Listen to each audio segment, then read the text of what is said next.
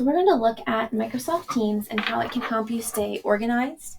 It is a part of the Microsoft Suite on Office 365, which is the same platform that is used for staff email, and it's really just designed to be a collaboration app.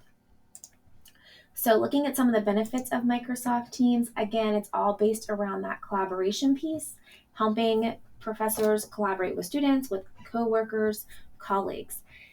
So it does help them with communication. It helps with setting up meetings. And also you're allowed to share different files and apps within Teams. And we're going to look at some of these a little closer on where you access it and things like that. So those are the benefits of using Microsoft Teams.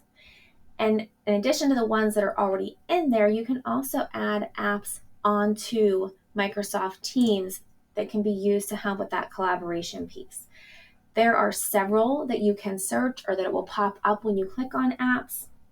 However, 4 of the main ones that are recommended are Calendar Pro, Trello, Soapbox, and the Remind app. Calendar Pro helps with scheduling events. There's already a calendar piece built in, so just a little more advanced, but with setting up meetings and then helping you to stay organized with things coming up or with meetings coming up. Trello can help you stay organized in the fact that it allows you to prioritize upcoming projects, meetings. It allows others to collaborate on projects and to stay on track to complete them.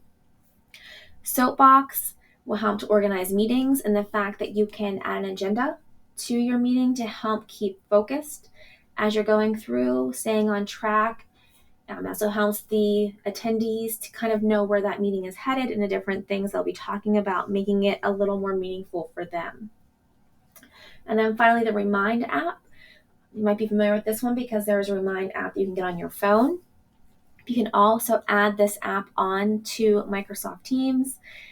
It's a great way to remind yourself of upcoming events, but it can also be used as a group reminder for important dates coming up.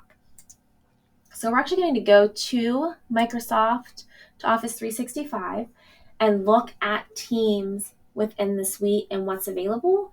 And that is where it is and how you would access it. And then we're also going to look at some of the different things that you can do in Teams as far as creating a team or a class or joining one if you have the code, the chat feature, creating assignments, the calendar piece that is already in there. And then we'll look at how you would add apps on to your Microsoft team.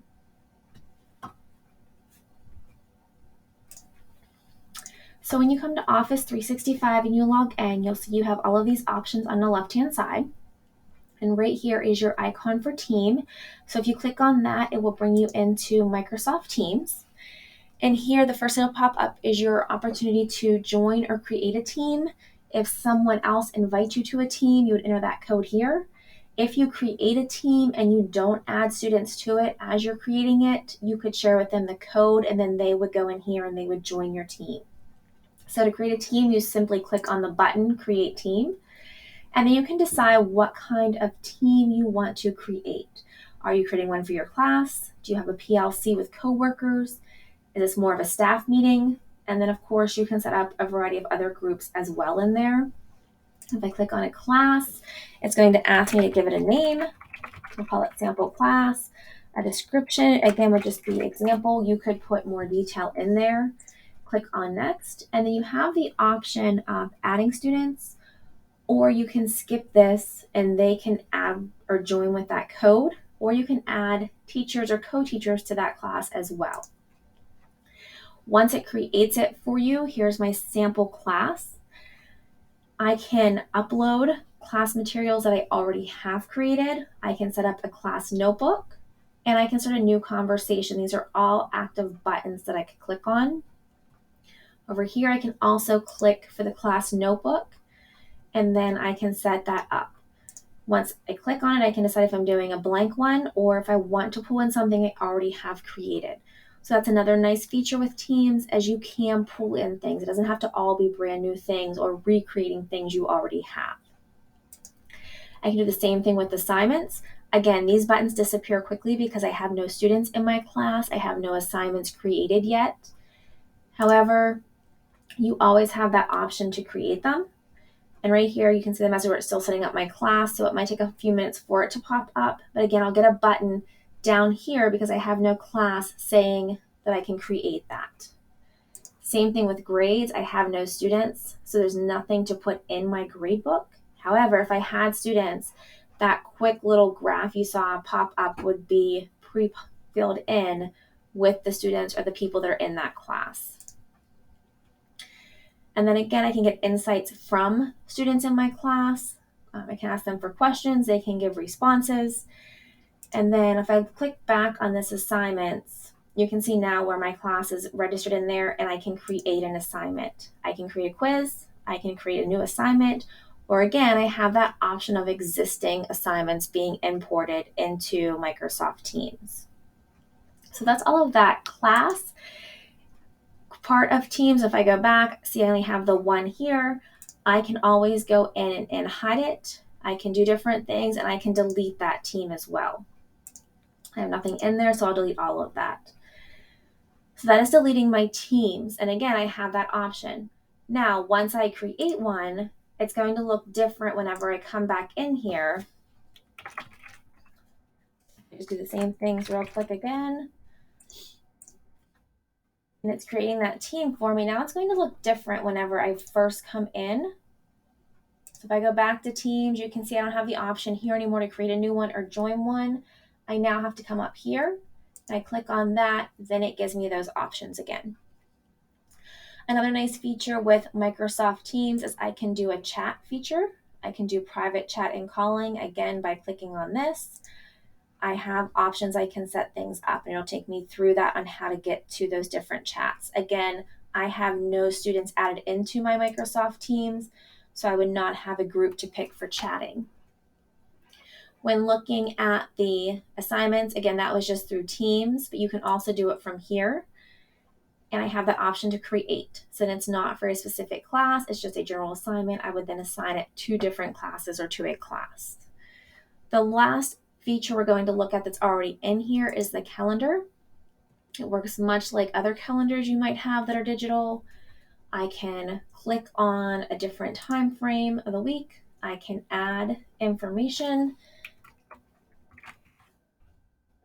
I can have required attendees. I can also have optional ones that are invited but are not required to attend. I can pick the date, the time, how long I want it to last, if I want it to last all day. I can add different things to it, as well as a brief description of what the meeting is about. I can fill anything in there as well. And then I would save it. It's going to be highlighted in my calendar. By clicking on it, I have the option to edit it. Another thing I can do is I can click on Meet Now, and I can have meetings set up.